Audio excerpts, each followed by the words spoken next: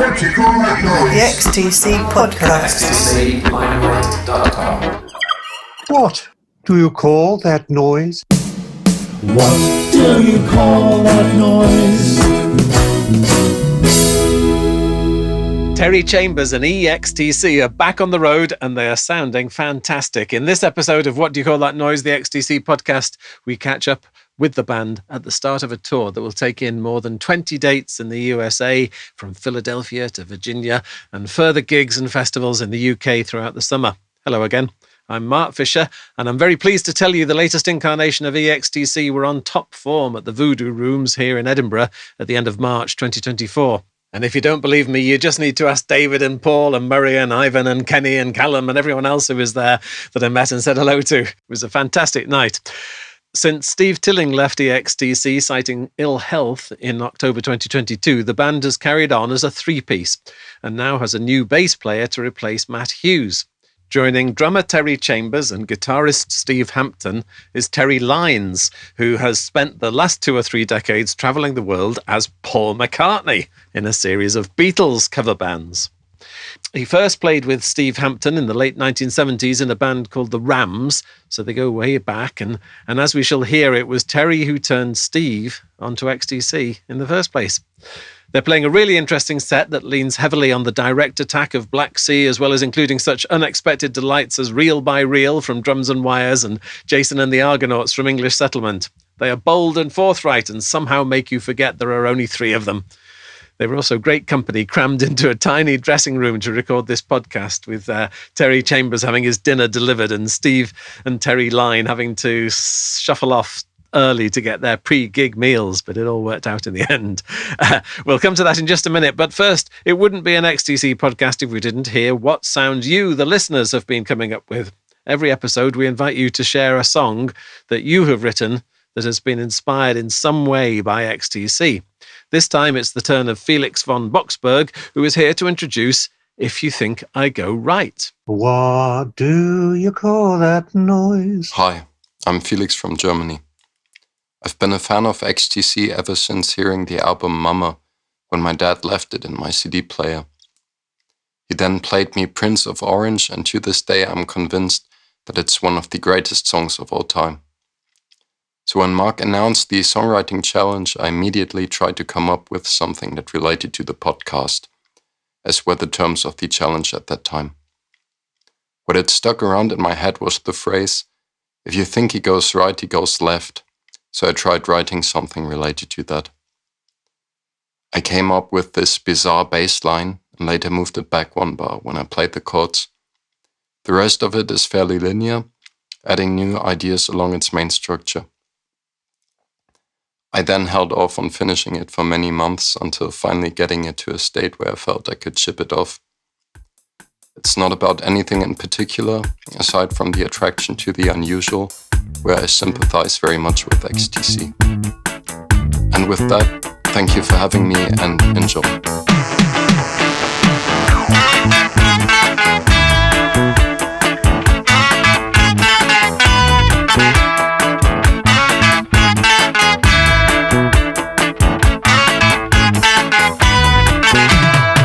If you think I go right, I go left. It always ends up so differently. What does it even matter how it ends up? It doesn't.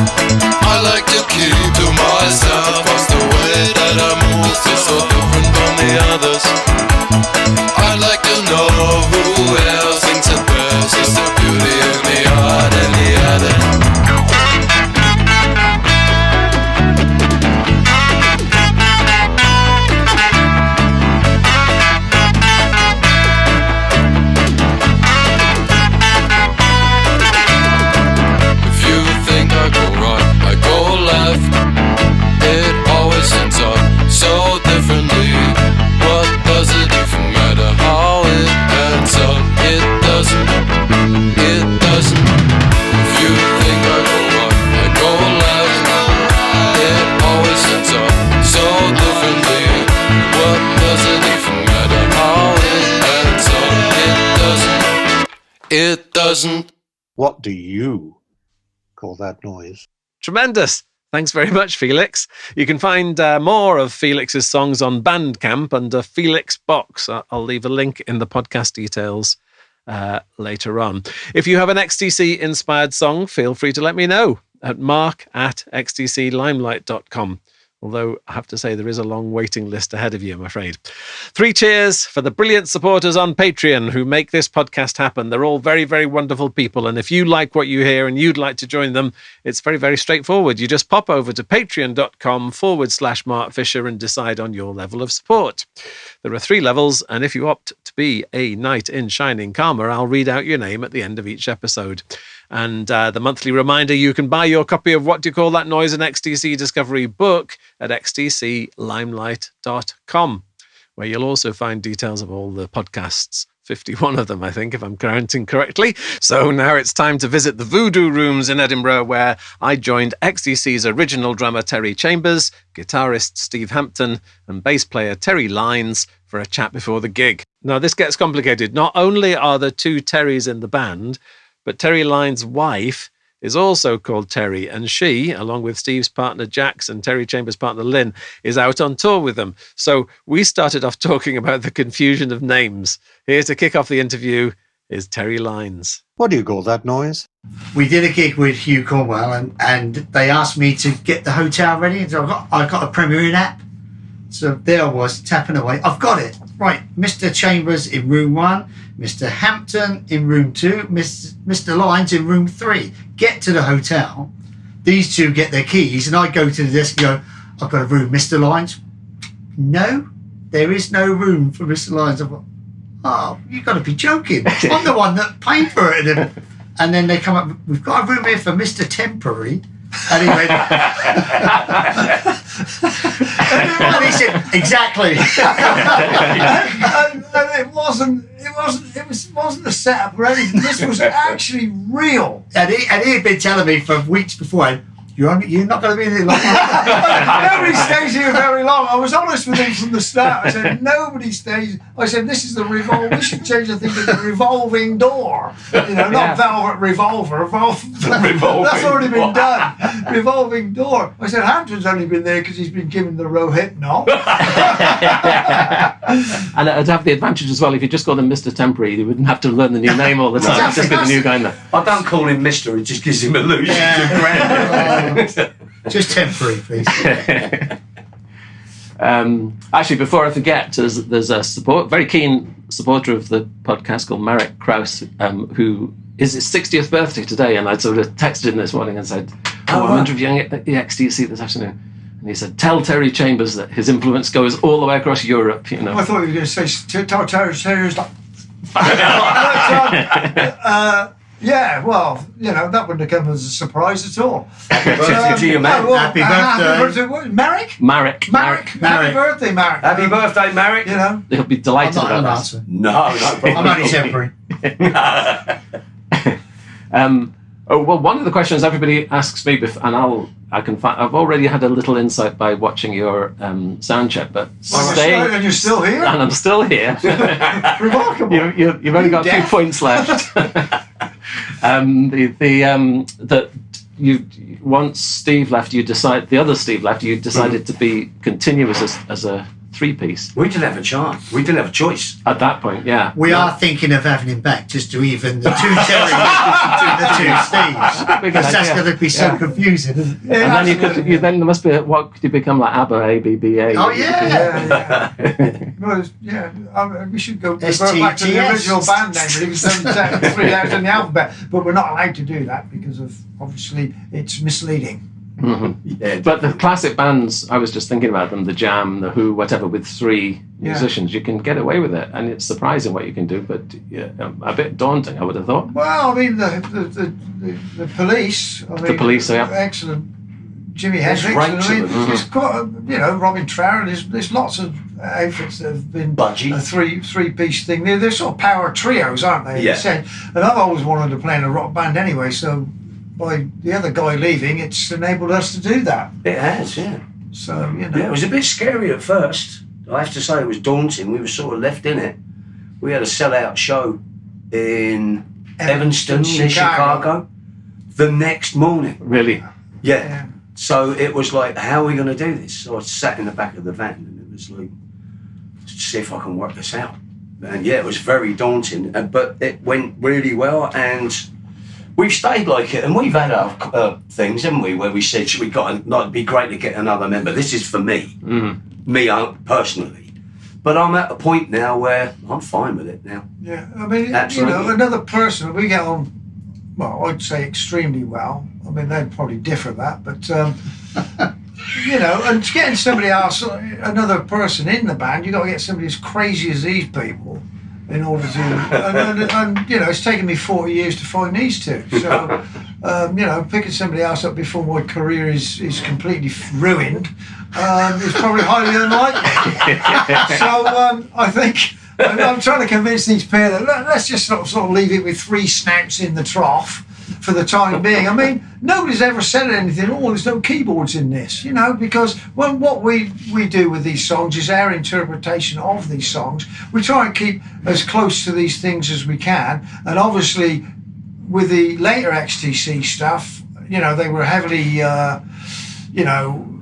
overlaid with vocals and keyboard stuff and one thing and another, so we sort of steer pretty well clear of that, so that, we don't think, it's almost impossible to play some of this stuff. I mean, we were originally with 4-piece in the band. We played King for a Day, for example, but there's an intricate sort of 2-part guitar thing there that is almost impossible. It is impossible. It adds another limb to him playing it. So there's certain things there that we don't touch, really, isn't it, Steve? Yeah, you've got to be careful. And all those kind of dueling guitars you would have on Black Sea and all that kind of stuff, you obviously just can't do that. Well, you'd be surprised. You'd be surprised. You deal with yourself. Honestly, you're going to be astonished by what you witnessed tonight. That's what days. Smoke and mirrors can do wonders these days. There's tracks that I've sort of looked at and thought, oh my God, how am I going to get around this? Do you know what I mean? But it's worked out surprisingly well. So, for example, Rocket from a Bottle. I thought, oh no, just the guitar solo alone is, I just want to run away screaming, But it's worked out great. Yeah, great, yeah. Really has worked out. So there's no complaints here. Yeah, and I guess the difference between those other bands we just mentioned, the Police and all of those, is that they were always a 3-piece. And wrote accordingly. So you've got an audience that might expect one thing, but you're finding something else in the music. I mean, that's a good point, actually, because Partridge actually sort of went on and wrote songs there where he thought, well, I don't have to play this anymore because I'm not doing the live thing. So, he's made it very difficult for us, actually. And that was you swine. And that was true when there was 4 of you, so there was no difference in that sense. Exactly.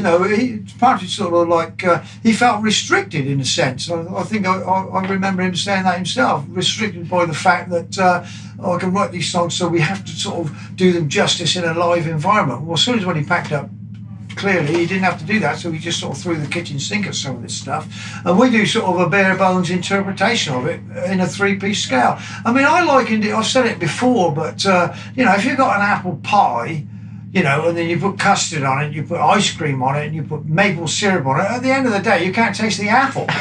And to a certain degree, I think that sort of works on musical terms. Sooner or later, I mean, you take bands like Free.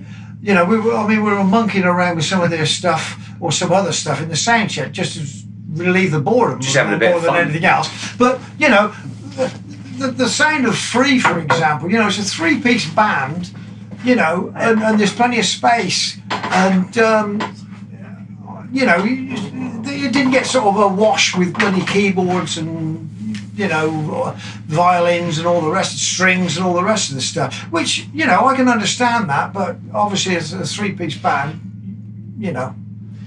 It's got its pros and cons for us. If you want a band to replicate XTC, you're going to need 7 members. Mm-hmm. Yeah. You are. That's just the way it is. Well, even they did, didn't they? When they did King for a Day live on Letterman show. Yeah, another band behind them. So we got to cut our cloth. Yeah, we cut our cloth accordingly. And the one thing that I don't like to see, and I'm not decrying it, I'm not saying it whether it's good or it's bad, it's just me personally. I don't like using click tracks, and I don't like using recorded backing and you've got to have your in-ears and you've got to run to these things because that's not you, is it? So this way, it's warts and all, it's real. Yeah. And that sort of puts a smile on my face, and I'm sure it puts a smile on yours. We're probably closer to Dr. Feelgood than anybody else. We probably need the which doctor. we played with years ago. You know, it's just genuine sort of rock band stuff. You know, I think technology these days can, I don't know, you can get yourself in a world of trouble. I mean, arguably we were playing sort of like the pub circuit, you know, and sometimes the conditions are not always ideal, and the more complex your arrangement sort of technically is, can get you in an awful lot of danger and trouble when things go wrong. So, you know, we're pretty simplistic in our setup in order to sort of make sure that, you know, we can... sorry about Food's arrived, no, that's good. I feel a bit like Rick Wakeman, actually. I'm going to have a curry during the middle of all this. I'll see if I can find him for you. It's good to know that you're going to be fueled through the gig tonight. No, not at all. So have you noticed we are a three-piece, but we only have one meal, and we have to sit and watch Terry. 3 sets of cutlery. Just look, there he is, look. If anybody's listening, this is the reality. We're having a chat to you, Mark, and the door opens and a plate of food comes in. Yeah, quiet. And Chambers is eating his thing because it's 5:30. And we're playing at 8, and I need to digest this tackle before indigestion sets in. Yeah, given this is an oral podcast, maybe we should just describe the scene. We are, of course, in a vast acreage of luxurious. Is it nice? We're actually sat in the changing toilets. It's a very small room. This is a life you've signed up there's to. no pork here. Yeah, there's no what? Where's the pork? It's in them balls. Oh, is it? Yeah. Well, I feel sorry for the pork. Pork balls. Well, yeah, you can get a food review at the same time as everything else. That's good. Absolutely. Sorry about that. One of the Terries, Terry who's not eating, I'm interested to know. Well, what your background? You go way back with Steve. Yeah, years ago, back in the late 70s. Well, it's when mammoths were alive. Yeah. Well, woolly mammoths. And you invented rock and roll between the two of you. yeah. While carving spears. And then they used to be in a band called the Crickets. And then we moved apart, and I became a Beatle. Mm-hmm.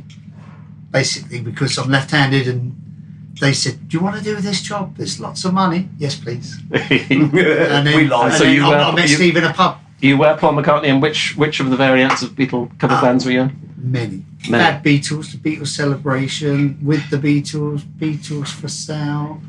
Did you do Beatles with a Z at the end? No, I know them all, but I haven't played right. loads. Anyone that wants me, I'm like a prostitute. Yeah. And there's an interesting connection because lots of XTC fans, particularly from the latter part, who sort of got into XTC in the latter part of their career, are huge Beatles fans because of melody, because of interesting songwriter structure, that's why whatever. we got him in the band, actually. We thought he'd be an attraction. People become distraction. It didn't matter about his bass playing. Well, you could see that. How wrong can you be? But do you make a connection between the music, XTC's music, and the Beatles' Well, I was music? a fan from day one. As soon as I was a big vinyl. That's all we had back then was vinyl, wasn't it? And I bought the first EP. Was it the EP came out first? Yeah, Science EP. Friction. Was it? Yeah, I bought that immediately. Told Steve how good it was. He told me to go and take a run and jump in the lake. Didn't like it, sure. Didn't like it, and No, I didn't dislike it. no, but you were into I was more into sort of things like Colosseum 2 and Zeppelin, and I was weaned on rock. So I got him forcing this odd band called XTC down my throat every 5 minutes. And it took me a while, didn't it? Yeah, it did, yeah. But then when the Black Sea album come out, he was like a converted, wasn't he? Oh, that done me. Yeah, that was it. When you heard them drums, that was done like a kipper. Yeah. You know, apart from the fact for me that really floated my boat, and it was so out there and it was so on its own. And the drum sound just freaked me out. And, you know, with running the risk of Chambers choking, he went straight in my top 10 of drummers. You know, definitely. So it can be Steve Gadd all the way through even Brian Downey, and now you've got Terry Chambers. There's a lot of drummers that I really like, but he was in the top 10. He's let a and the next minute, I know we both had that feeling. we're sat in the changing toilet talking to you with him. It's very strange to be just sitting next to him, let alone being in the band. Yeah, just watching him. It's very strange to be a fan from that moment and think, bloody hell, And be Terry extremely Chambers. hungry just watching And him. in some ways, it's odd that you haven't been in an XTC cover band before. Wow, are there any left? Are there any XTC bands? Well, you are the one, I suppose, now. Well, yeah. Oh, yeah. There aren't any. Arguably. Are there? How many? Well, there's a tribute few acts in were- America. There's one out in Australia too. That's right, yeah. Scarecrow People, I think. Mhm. There's a couple of things that occur in the United States. And The Fossil Fools, I Fossil thought they were Fools. really good. They were good, very, very yeah. good, And, yeah. and the lot that Dave Gregory was in were, what were they? well, that was Teen Spirits. I mean, they did a few XTC songs, Yeah, but they were- basically they were their own band. But they did do some XTC Yeah, songs they were in good. Dave's band. So it sounds, Terry, you didn't need any persuasion then to join this band. No, definitely You not. definitely do. Well, the Beatles sacked him. He just said, I met Steve in a pub and he went, what are you doing now? And I said, well, I'm still doing the Beatles.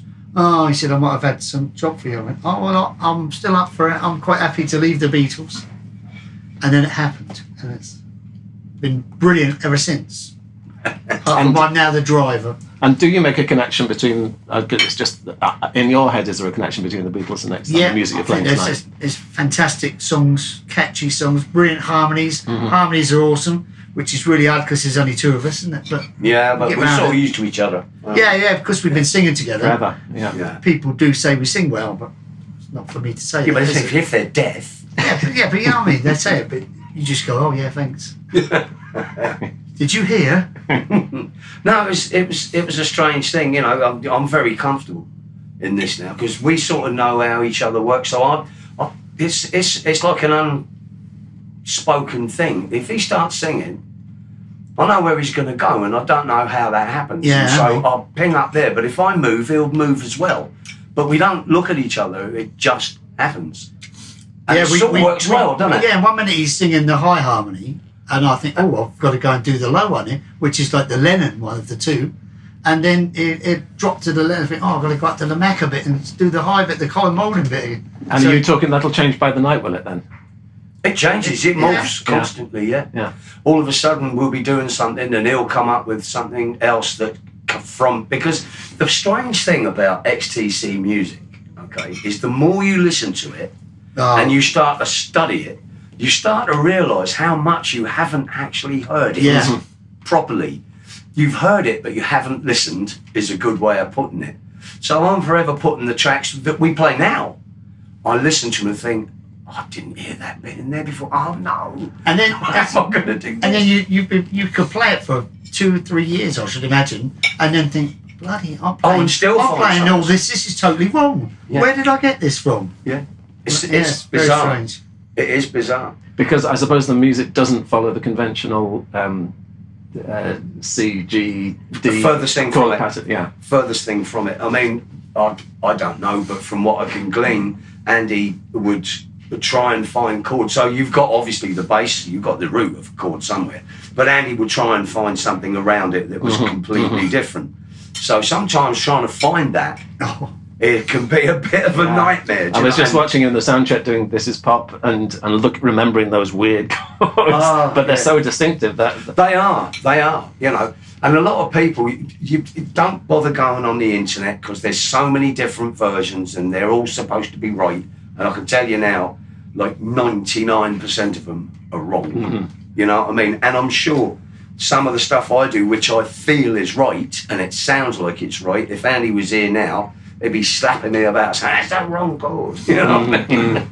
We'll see. But, you know, yeah, it does morph, you know. And from the bass point of view, talk about Colin Moulding. What's Colin Moulding like as a bass player when once you've got on that sort of granular level that you're now effectively studying him? In my opinion, he's right at the top. I didn't think so when I was a nipper. I just thought he's great songwriter, great bass player. But when you try and play what he's playing, it's, my God, the man was a genius. Yeah. Great. Absolutely. Yeah, the whole band. And to try and play some of it and sing is ridiculous. Yeah. They all played brilliantly. Yeah, they all they did, yeah. brought their thing. You know, Terry with his drum style, Andy with his chords and his vocals, and his progressions even. You know, you think that shouldn't work, but it does. You know, every single one of them. Dave Gregory just shot up my Where's that? guitarist list. Definitely. Yeah. Definitely. Because I didn't took that much notice. I'm so sorry, but I just didn't. That's just the honest truth until recently. And yeah, I've got favourite drummers and favourite guitar players, and Dave Gregory's right in that top 10. You know. And again, I think it's that thing that if you had the opportunity to take one track out of the mix, take out the guitar, take out the bass, you suddenly think, oh yeah, that bass, for example, is really important in songs where you didn't necessarily think that. No, that's right. Once you start trying to get your own little part together, and then you listen, it becomes a totally different game then. Totally. I'm just expecting my dessert to come through the door. Sorry. Just you've got the bell to ring there. So how was the meal? Very good. Good. Very good. That's the best meal I've had since we've been up here. We've been eating some rubbish up until We didn't have one. I'm so happy you told me that. I haven't got one. But you should have ordered it for 5:30 like I did. If I've got the opportunity to do it, it's like everything else, you've got to eat while you can. This is a life on the road for you. Well, either that or 10:30 or something crazy. Well, exactly. And I mean, you can't eat that at 10:30. It'd be bloody cold, wouldn't it? You know. So, it's non-stop, Mark. Yeah, sometimes you just don't get the opportunity, but don't get a chance to breathe sometimes. Me not complain. I was thinking, Terry C, that here you are playing this sort of level gig that in a way that you would have been doing in the late 70s, and I'm just wondering how different it does feel. I mean, it's like going back to the egg, really. It's sort of being born, and then you sort of suddenly you sort of like turn full circle. But I've always loved playing live, and despite the ups and downs of what can go wrong, miserable weather, loading in the wet and all that sort of business, it's at the end of the night, it's the reaction of the people that make me do it. Really, it's the satisfaction of seeing people there, grown men cry, and that's true as well. That's true. That's just your bandmates. Yeah, that's right. So there's two ways of taking that. But that's the reward for me. It's going out and living life and being fortunate to be able to do that. I'm privileged to be able to do it at my age after a long hiatus out of this, and it's just great fun. And I think, in a sense, I've missed it for like you wouldn't believe. Without realising you've missed it. Exactly. It's not until you sort of it's like a blood in the water to me. It's like I want to continue doing this for as long as I'm capable of doing it, as long as people are turning up and prepared to listen to it. And now you've had, since the last time we spoke, that you've had a lot of experience on the road in America, and now on the road in the UK and America and so on. Do you think you're getting more match fit than you were? You're getting tighter as a band, whatever? I mean, this is the idea of doing this tour, I think, is to prepare us really for a longer tour in the United States, and obviously, to do, some people consider 8 gigs, which we're doing at the moment in the UK, a tour. I mean, you know yourself that XTC would, the original band anyway, I mean, we did 56 gigs in 60 days or something. 8 gigs in a night, that's sort of like, arguably what I call touring. To me, anything less than 25 gigs is not a tour. But, I'm a dinosaur, so, But, people sort of consider it, as I say, 8 gigs in the UK is a tour. Terry Dactyl, yeah. I see where you went there. He's good. He's good, but it's not right. See what you do. He's in the band for his entertainment value until he actually starts playing. I'm laughing at my own jokes. How bad's that? Yeah, self-praise is no recommendation. No, he's a good lad. But how has it been for all of you? Like, Terry, how many bass Terry that you've? How many gigs have you played with the band? 3. I don't know. I'm trying to count. We lose, don't we? 5, 5 or 6. 9, I think. 9. Yeah, about 9. It's 9. See, we don't even know. So it's all new to you from that point of view, really. Oh, yeah, it's totally new. Yeah, every day I'm making mistakes, and he punishes me, and the grown man crying is me after he's normally punched me after. Rubbish. I know, but you don't have to tell me.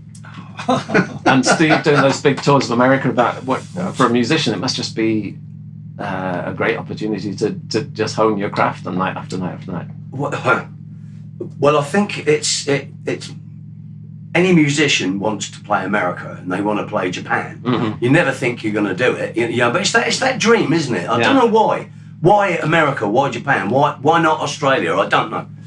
And actually doing it, and it came to fruition. It was a bit of a daunting prospect. I thought, well, it's here now. It's on the doorstep. I've got to go and do this. But the audiences, they just knock your legs out from under you because they are so vociferous, and they turn up in their droves and they just love it up. It's a different scene from England, America, and Japan was even more so. They were just great. Mm-hmm. That worried me. That out of all of it, that worried me the most because I thought, I don't know why I thought it. Maybe I'd heard it somewhere that they sit down and they're very polite and they go little bit of clap and that's it, and they're very, honourable and all this stuff. And I'm thinking, how am I going to communicate with these people? I can't speak Japanese. I don't know how many of them speak English. Mate, they were nuts. Absolutely nuts. I did not believe it. So for me, it was, how else would I have done it without him? It's very rare that you get to tour America. Yeah. And I just imagine the huge, you're doing quite big distances in the UK, but, just already you've done, in the past few days, you've done Glasgow, Aberdeen, Edinburgh. But that's nothing compared to the distances in America. No, well, you get used to it. I know it sounds odd, but, we've had hours of travelling, haven't we? Yeah. We've done 2.5 hours after a gig to get part of the way there, up early in the morning, out of bed, washed, in the wagon, and you got another 5 hours to get to the gig, do the gig, and you do it again. And you think to yourself, why do you do this? And I think, I don't know, I must be nuts. But you get used to it. And when I've seen you, as I've frequently seen you on Facebook doing your fantastic sort of post-show reports, you seem, I sometimes wonder, are you just doing the kind of spiel to encourage ticket selling, but you actually sound like you're genuinely moved and excited by the crowds that you're playing. Oh, absolutely. For me, that is really is a big thing. Mm-hmm. I love people coming up. I love them saying hello. You that way, for me, it feels like you've actually made a connection, and whether or not it's not XTC, but they're having a great time. So you've done your job. Mm-hmm. And I do like answering people. I always have done. Because they're coming to the gigs and they're buying the tickets, and it would be very disingenuous of myself not to thank them for that. Mm-hmm. And so it is genuine. I'm not just making it up, 8 o'clock in the morning and I'm looking like, all of the Elephant Man. And I'll have a chat. It's fine. It doesn't bother me. And I like it. And I like it when they answer. Yeah. So it's all good. Bass Terry. Yeah. I've had the weird experience, like seeing TC and I, for example, being in this room where, and you as well, being in this room where everybody else in the room knows every note of every song, and you believe that you're watching the world's most famous band. You believe that you're watching the Beatles, and then you have to remember that if you step outside, most people you bump into won't even know the name of the band, never mind what they were singing. But have you had a similar sort of experience of the sort of loyalty and dedication that those who are in on The Secret? Well, I don't think I really need to, because I was you're in on The Secret anyway, already. So I was always I put myself down because there's so much to learn, and it's just you feel inadequate sitting next to him, or especially when we're practicing. And you do that. Yeah, no, it's true. It is true. Yeah. That's the best thing about this man is he's the most honest, truthful man you could ever meet. You don't know me. I know. No. He hasn't known us. He hasn't been here. And people have been really nice to me so far, so I'm quite happy. What's not to like? Mm-hmm. I'm not Colin Moulding, but there you go. What do you think about that, Terry? Other Terry, that sense of loyalty that people show to the band, that I'm one of the obsessives. It is obsessive, isn't it? Yeah, as I said to you earlier, there was a chap in Wolverhampton, and he said, I last saw you in 1981, and it was at the Lafayette in Wolverhampton. I remember the venue. He also reminded me of JB's in Dudley, and he said, I also went to Barbarella's in Birmingham.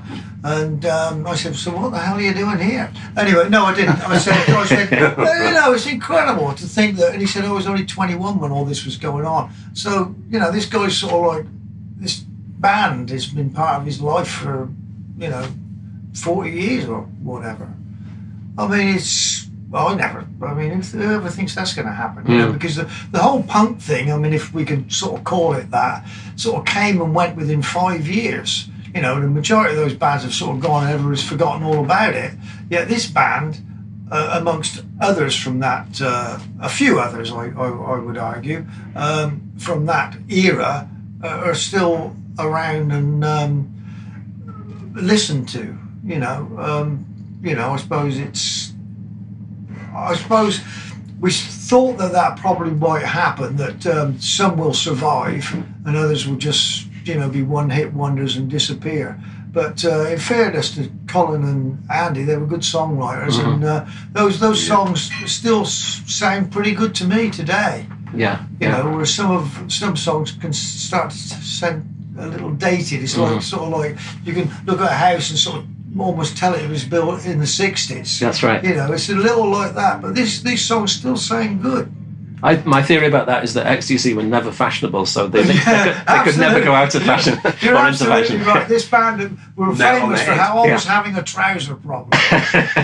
Fashion was one of those things. I mean, Virgin Records, for example, you could sort of get somebody to dress us up when we went on things like Top of the Pops or any of those, Tiswas or any of those other TV shows that we were on at the time, to try and make us into,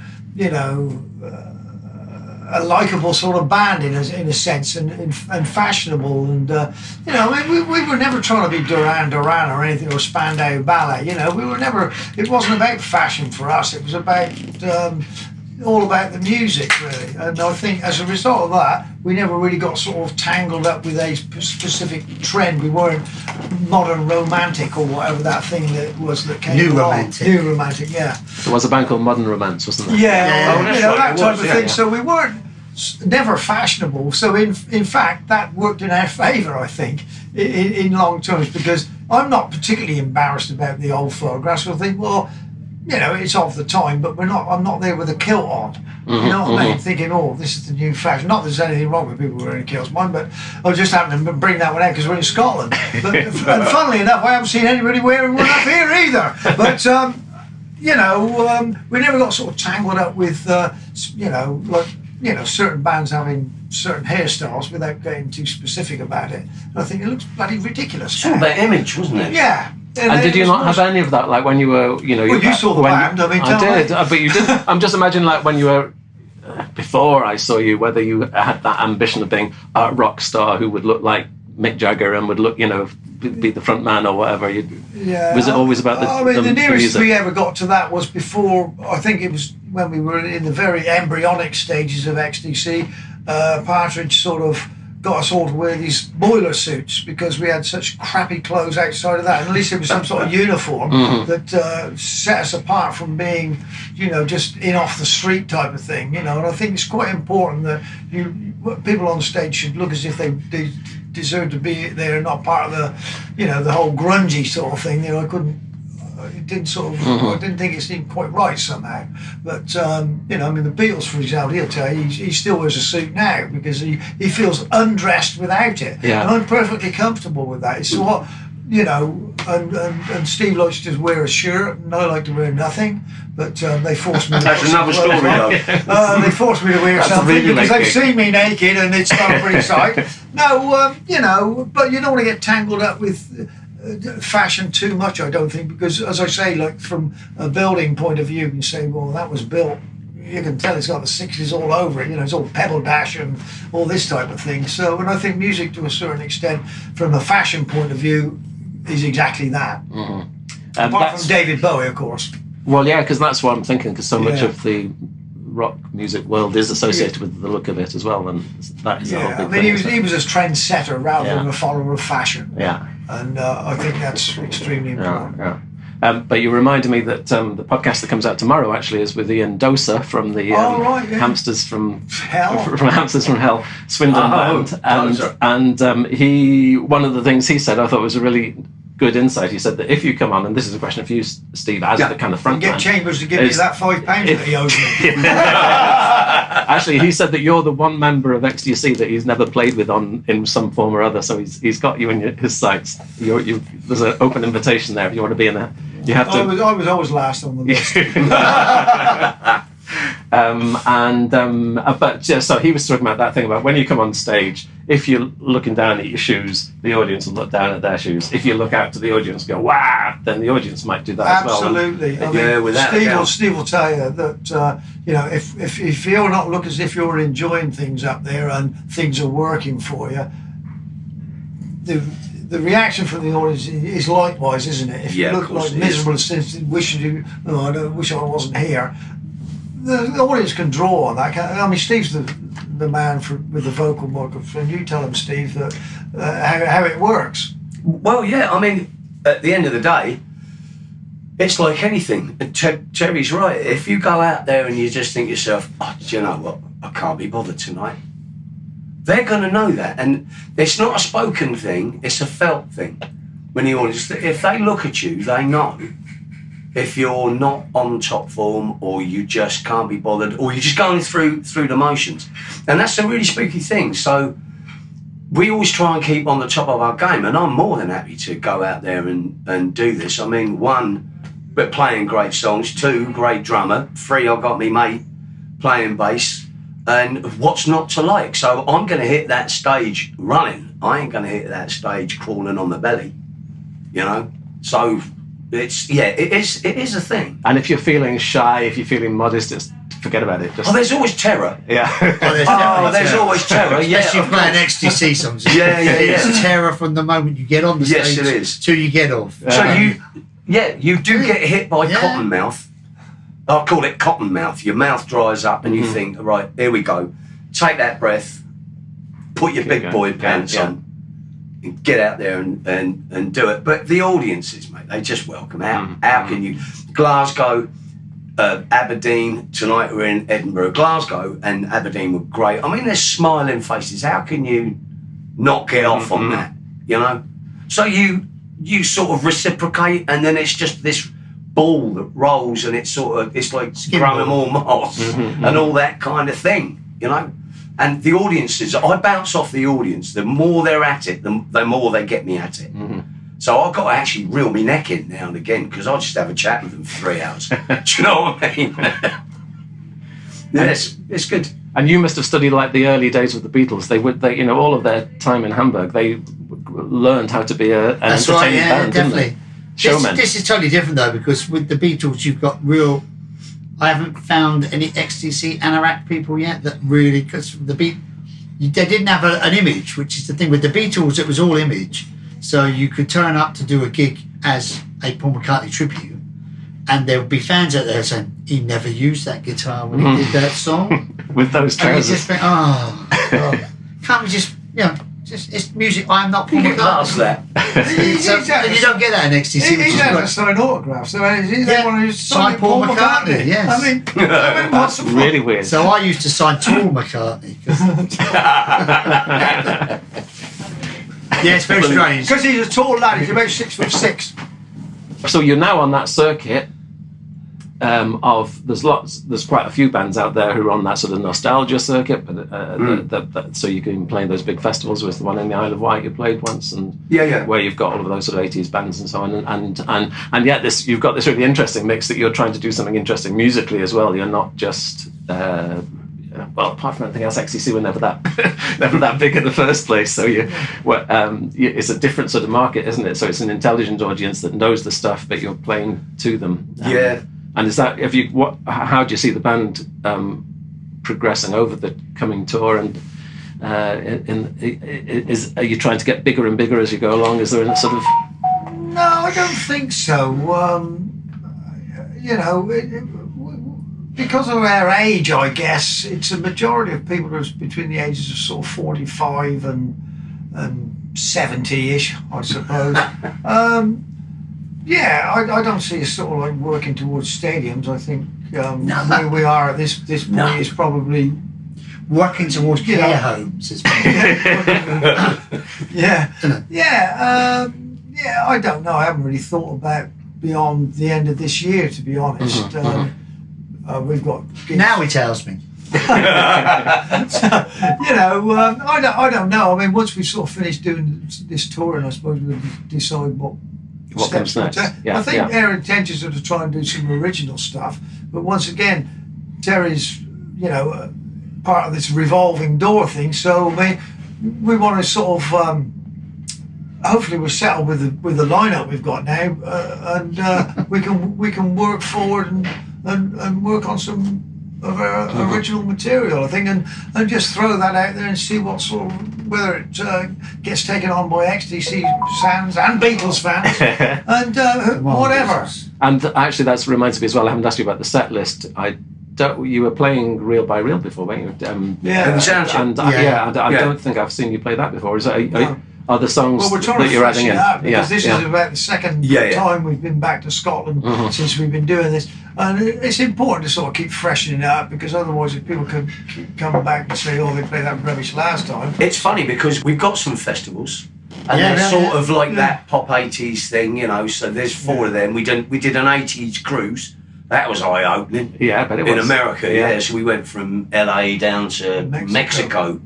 Just doing 1 gig a day, or how does that work? Two gigs in a week. Nice. Oh yeah, I did the cruises. I did 1 gig a week. Yeah, and got paid nicely for it. Yes. Yeah. But it's a strange thing. It seems to be a thing now. Yeah. But we're not angling for that. I mean, if it comes, we're not going to turn it down, I guess, are we? Do you know what I mean? Work's work, and we do what we do. We work, but it's still going. There seems to be a lot of presumably that crowd you don't do reel by reel for you, but you would do we would. Yeah. You're not moderating the set according to it's most of the sort of hits, isn't it? When we were booked to do these 4 festivals in the UK that we're doing this summer, I said, well, look, how long do you want us to play for? I mean, what sort of, what are we looking at? 2 sets, 1 set, an hour or whatever? He said, no, I just play the hits. I said, well, we can do that in 3 minutes. What was the hit? Damn, they didn't play it. I mean, it's difficult, really. Sometimes you come off and say, "Oh, I wish they'd have played so and so and so." I just wondered if there's going to get cold spirit table for the right. Thank you, Terry and Steve. Thank you very much for that. Unfortunately, sorry for keeping you from your food. Yeah. Thanks, man. Thank you very much. Take care. Well, Terry's eating it. You carry on. Yeah. Is all that sort of... I mean, I wouldn't know where to begin, all that sort of stuff, but finding the promoters, finding the whole infrastructure. We reached out when we started this thing to agencies to see whether they would be interested in doing this type of thing. I mean, this agency that we were doing this next sort of part of the tour with, Rock Island's Management, they're called, and we're not really with any particular agency. We just sort of we threw it all out there and said, look, this is this band, this is what we do, because they sort of take care of From the Jam and several other Skids and a few other bands of our generation. Yeah.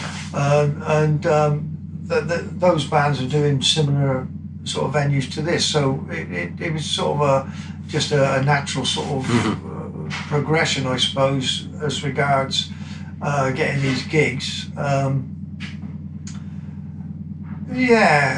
And it makes economic sense, does it? Is it possible to be a working band these days? Well, yeah. I mean, the thing is, it's about selling merchandise these days. I mean, this is a big thing, and we've got some merch going out there. And in the United States, it's crazy. Those people will buy anything over there. I mean, I don't mean that in a disrespectful sense. It's just that the British people are a little bit more, what would I say, a little bit more careful, I guess, and but it's certainly worth selling merchandise in this country, and which is something that when the original XTC tour, I mean, there may have been a program or something that just sort of said, what my favourite colour is, and what my date of birth is, and how tall am I, and all this sort of stuff. The very first issue of Limelight, my fanzine, came out in 1982, and I had these visions of them, of selling 1,000 copies a night in each of these venues, because you were playing quite big places at the time. And then, of course, you stopped playing. And so I ended up selling, 500 copies over 5 years or something. Yeah, it's a difficult one. But today, it seems to be, people are arguably making more money playing in the live environment than they are making, nobody signs a record deal these days, do they? No.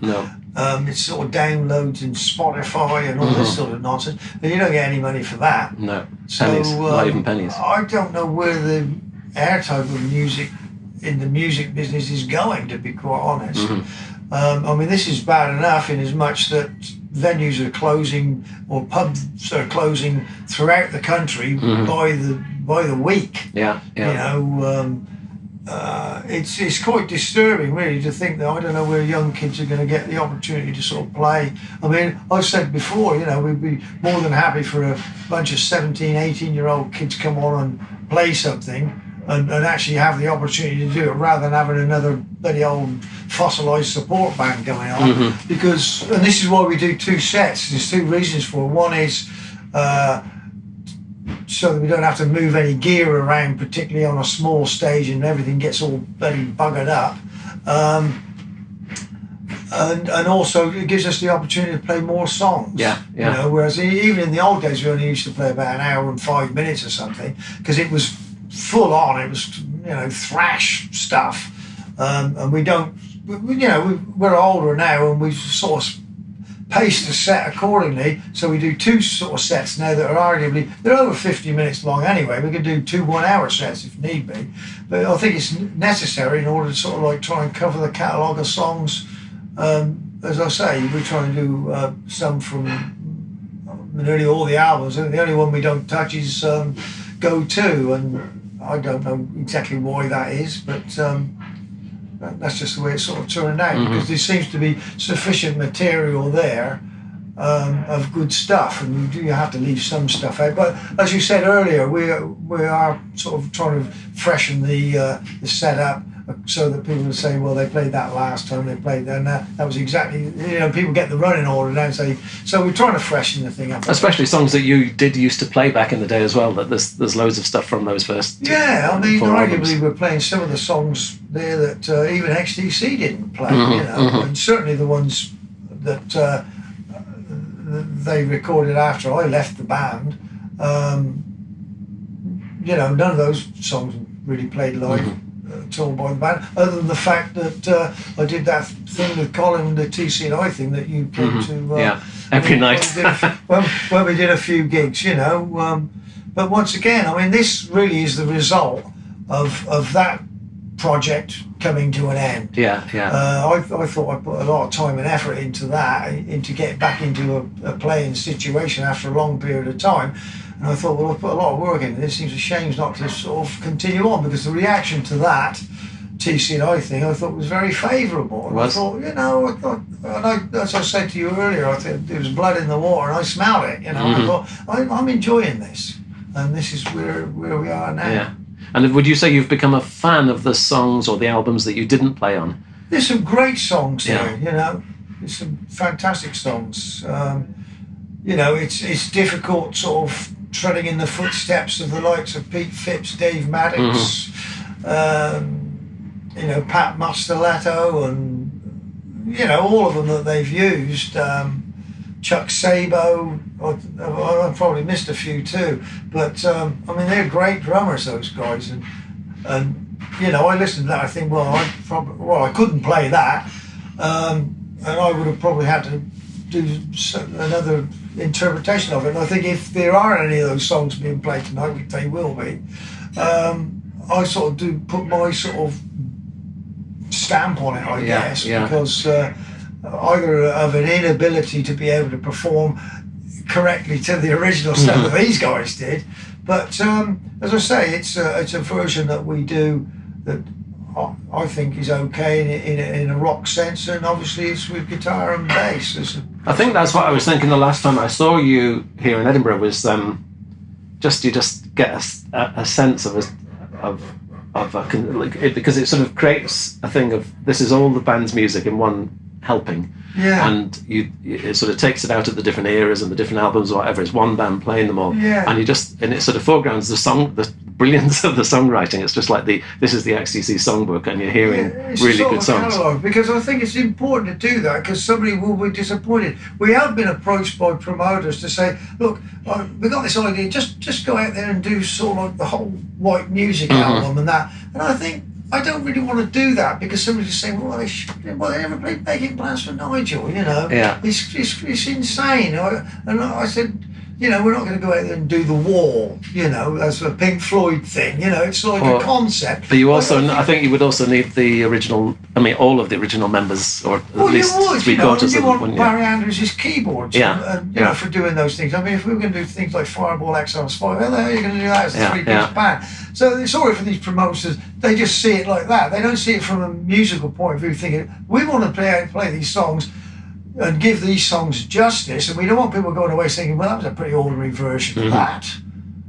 You know, but if you're doing the album, it has to sound like the album, doesn't it? So you want it to like note for note perfect. And yeah, that's right. I mean, you know, and I just thought it was sort of like pigeonholing yourself there, and doing that. So, you know, and then people say, well, the next tour is obviously going to be all the go-to stuff, you know what I mean? And if people didn't buy that album and didn't like it, they're not going to go to the show. So I think, you know, we have to play. You got to play the hits. You know. I'm thinking of the very, very early, even pre-signed days of XTC, Healing Kids, all the rest of it. That would have been the last time that you were playing covers of other, you know, playing what other drummers played. And you didn't do even that much, did you? You've always an originals band. I mean, Andy's. I can never remember a time when we didn't play Neon Shuffle, for example. I mean, you know, and Saturn Boy was another song that never ever made it. I mean, Partridge was writing songs from an early age, but and the only reason we did the cover stuff, we did. Oh God, I can't remember what they were now, but they were sort of. A couple of Zombies things, I think, and I mean, Partridge was quite selective about what he wanted to sing, and it was what he was capable of singing, because he didn't have a voice like sort of Engelbert Humperdinck, so we weren't doing any of that stuff. But you had to do some sort of covers there in order to get any gigs at all, because we were a bunch of no names, and you know, and a lot of bands are in a similar situation to that now, playing the working men's clubs type of thing, and they want to hear, you know, Madonna songs or something like Snoop Dogg or something, you know. I mean, everybody's sort of more or less obliged to start like that. I mean, Alex Harvey was doing a Tommy Steele imitation type of thing when he first started, you know, so everybody sort of starts like that, doing show bands and what have you. But I mean, we made a natural progression, and obviously Partridge's, the shackles were off once he finished playing live. And as I say, a lot of those songs were, you know, to do them justice, you probably need 7 people on stage, you know. So we do the ones that we think we can do justice to. And on that bombshell, thank you very much, Terry Chambers. Not at all, Mark. It's been a pleasure, as always. As always, yes. I'll get you on for the 4th time fairly soon. What do you call that noise? Thank you so much, Terry Chambers, Steve Hampton and Terry Lines, for taking time out to talk to me and giving us such a fantastic night. I do recommend you catch them on tour if you have the chance. Thanks too to Felix von Boxberg for the music, and to you for listening. If you'd like to hear more of this kind of thing, please pop along to patreon.com/Mark Fisher and show your support. Thanks in particular to the following Knights in Shining Karma: Terry Arnott, Kevin Burt, Lorenzo Ciarci, Cale Corbett, Liam Duggan, Jamie Dunn, Jeff Farris, Evan Fish, Leslie Gooch, Mike Grafe, Robert Graham, Camille Henry, Stephen Hope, Alan Hughes, Merrick Krause, Jesper Kumberg, Robert Lawlaw, Liz Lynch, Murray Meikle, Yusef Murrah, Amy Parkinson, Mark Reed, James Reimer, Michael Sutcliffe, Steve Swift, Mark Thomas, Nigel Waller, John Wedemeyer, Lucy Verbitsky, and Martin Whitley. That's all for now. See you next time.